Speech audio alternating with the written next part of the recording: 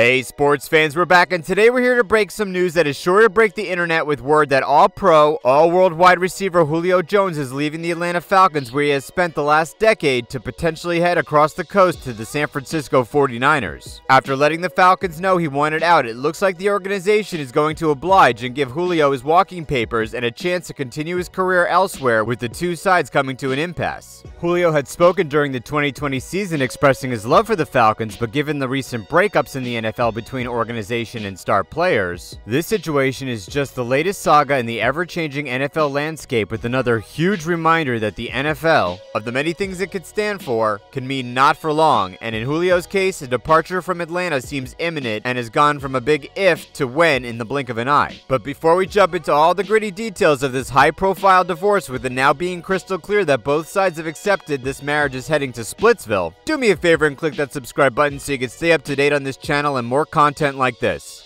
All done? Alright, let's do this.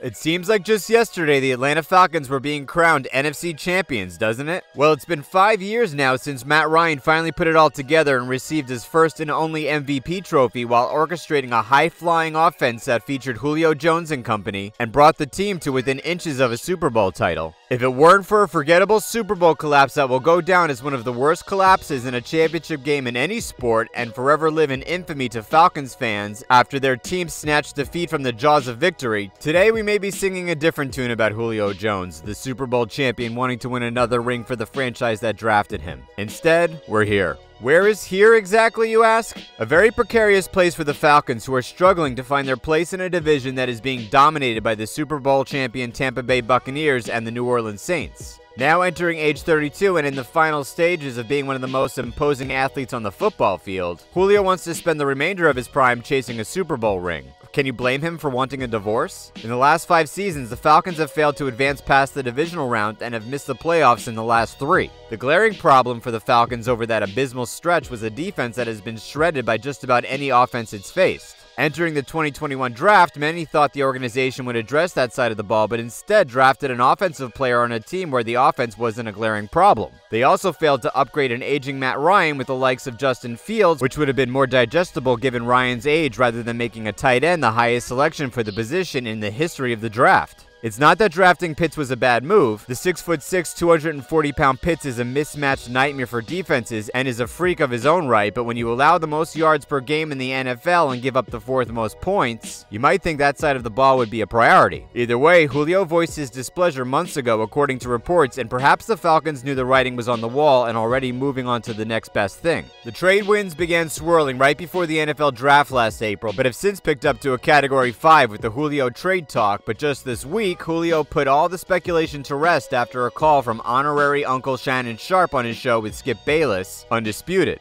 Sharpe called the wide receiver during the live broadcast to ask him about his thoughts on leaving the Falcons and potentially joining the Dallas Cowboys, and Jones, unaware that he was in mid-broadcast, claiming that he was out of there, referring to the Atlanta Falcons, and also managed to shade the Cowboys in the process, saying that he pretty much knows they're not a winning culture and his departure from Atlanta is all about winning. While the team he's most rumored to go to may be a team that only won 6 games, the 49ers are just a year removed from being in the Super Bowl, and had they had not lost in dramatic fashion themselves, they'd be hoisting a Lombardi in the Super Bowl just 2 years ago, and not Patrick Mahomes. The Falcons may have a defense that leaves a lot to be desired, but the 49ers, on the other hand, have one of the most desirable defenses in the league. Add in a healthy Nick Bosa and a healthy Dee Ford back in the lineup. With the addition of Maurice Hurst, the Niners are just a Julio Jones away from being an unstoppable juggernaut on both sides of the ball. Not to mention, the Niners trade up from the 12th pick in spectacular fashion to move up to the number 3 pick in an attempt to secure its present as well as its future by selecting North Dakota State quarterback Trey Lance. If you insert Julio Jones into the roster, you have a ferocious receiving core that already includes Deebo Samuel and second-year stud Brandon Ayuk, as well as a top 3 tight end in George Kittle. Under Shanahan, the offense has shown that they can move the ball very well on the ground or through the air. Although 49ers just lost running back Jeff Wilson Jr. to a meniscus injury that will keep him out several months, the team did sign running backs Trey Sermon from Ohio State and Elijah Mitchell out of Louisiana Lafayette, who should more than pick up the slack alongside 49er favorite Raheem Mostert. Whether it's Jimmy Garoppolo or rookie Trey Lance, the Niners should be a well-oiled machine and one of the hotter teams in a division they've already proven they can be competitive in, and should be one of the favorites to be crowned NFC champion should Julio actually be traded to San Francisco.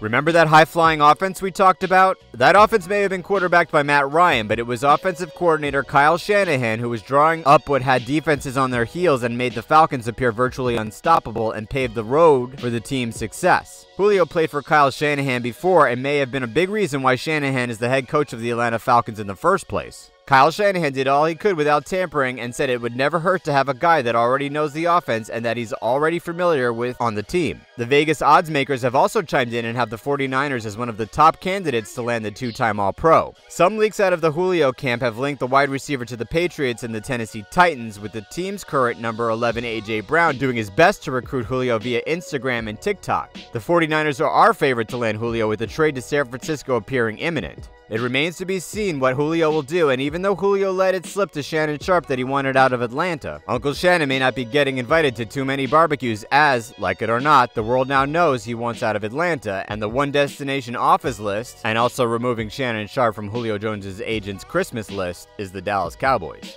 Although we've heard about the man himself regarding a certain departure, since coming into the league, Julio Jones has been a silent superstar. Julio's been letting his game do the talking since coming into the league in 2011, and all he's managed to do is become the closest thing to this generation's Terrell Owens or Randy Moss as they come. A player with the size, speed, and the skill of Julio doesn't come around very often. We saw the freakish nature of someone like Megatron, but Julio's production in one of the receiving categories, receiving yards per game with 95.5, which is the best in NFL history, and almost a full 10 yards ahead of the next guy and almost 20 yards per game ahead of the GOAT himself, Jerry Rice. Stats are just stats, but it's a testament to the body of work Julio's put on tape and shows just how much of an asset he's been to the Falcons team that, while getting close during the 2016 season, haven't come close to being anywhere nearly as threatening as they were during that magical year, where they almost had the Lombardi Trophy. When Julio gets traded, can you really blame the dude? Legacies are built on what you do in the biggest games, and unfortunately for the Falcons, Julio hasn't been in enough. In San Francisco, if he reunites with Kyle Shanahan, the team becomes one of the best on paper in either conference, and those chances improve the moment he signs on the dotted line.